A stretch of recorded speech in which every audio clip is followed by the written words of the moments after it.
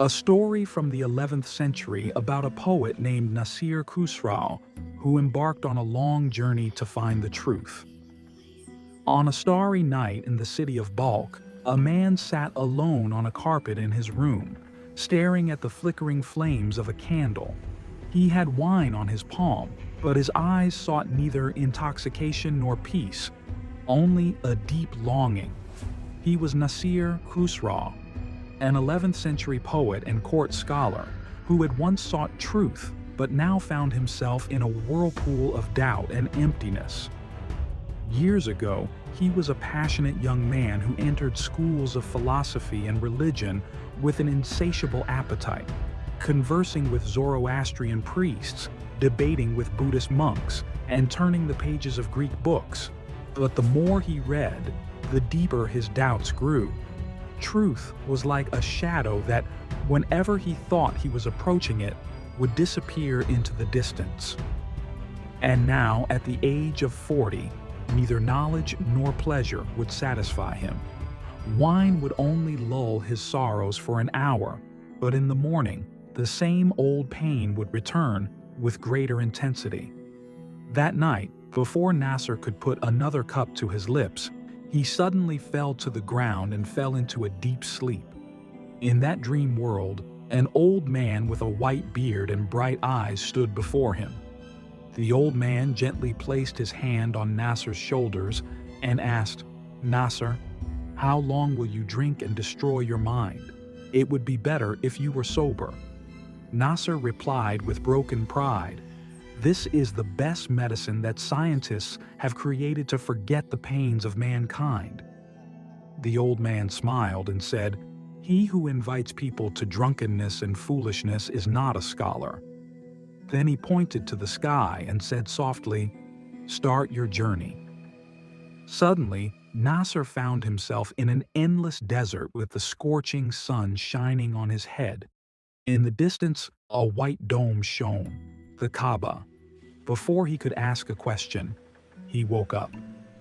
In the morning, with a trembling heart and tearful eyes, he made his decision. He was going to Mecca, to visit the house of God. A few weeks later, Nasser was traveling among a caravan of merchants and pilgrims. At night, he slept under the starry sky, and during the day, he listened in silence to the whispers of his fellow travelers.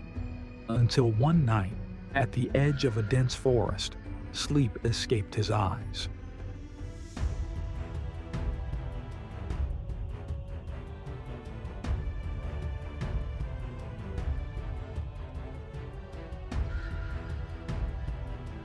A moaning voice echoed in the darkness. It was a man crying, and he was walking towards the trees were running. Nasser got up and stayed awake until dawn. When the light came, he found the man, Ahmad, a quiet companion whose eyes were now red with tears. "What did you see last night?" Nasser asked. Ahmad sighed. "I heard the nightingales, and the wind, and even the leaves. Everyone, in a language I don't understand, was praising God. I am ashamed that I, as a man with reason, was asleep, in oblivion. It is not fair that animals worship and man is silent." Nasser, his heart beating again, for the first time in years, knelt down and said, "Guide me too." Ahmad began his story. "My master, Abul Hassan Kharaqani, was a man whom animals obeyed. One day, the great scholar Ibn Sina came to visit him, but the master's wife treated him harshly and cursed him a few times.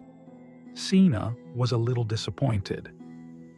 Next to Kharaqani's house, there was a temple where Kharaqani's students lived and studied.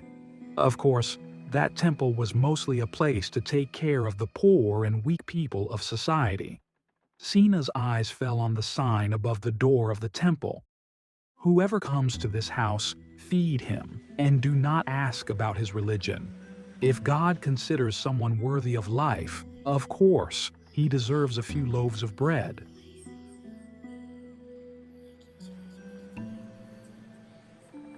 I took Sina to the mountains. We waited for the master for a while. Then we saw the master coming from afar. When he approached, we saw that he was riding a lion and had tied his firewood to the lion and was holding a snake instead of a whip. Nasser's eyes widened. How is that possible? Ahmad continued. The master said, if I had not tolerated that wolf in my house, this lion would not be obedient to me today. If I had not accepted my wife's bitter language, this snake would not be afraid of me.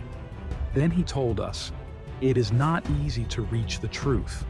A great mystic was searching for the truth.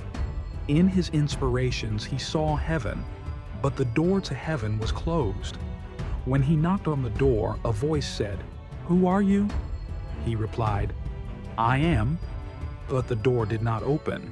He knocked for several years and the door did not open, until one day when the voice said, "Who is it?" The mystic replied, "Nobody." The voice of truth said, "Now that you have forgotten yourself and have transcended yourself, enter." At that moment, Nasir Khusraw felt as if a curtain had been removed from his eyes. His journey to Mecca was no longer just a pilgrimage. It was a journey into himself. Years later, when he was writing his diwan, he composed these lines in memory of those nights. He saw that which was illuminated by the light of Sirah. May it be seen by those who are enlightened by the light of certainty, so that they see nothing but the truth, everything ugly and hidden. Or let every brick you see seem like gold, or let every thorn you see become a free cypress. And thus the poet Migsar became a wise seeker of truth. Another poem by Nasir Khosrow. If your tree bears the fruit of knowledge, the wheel of life will be at your disposal.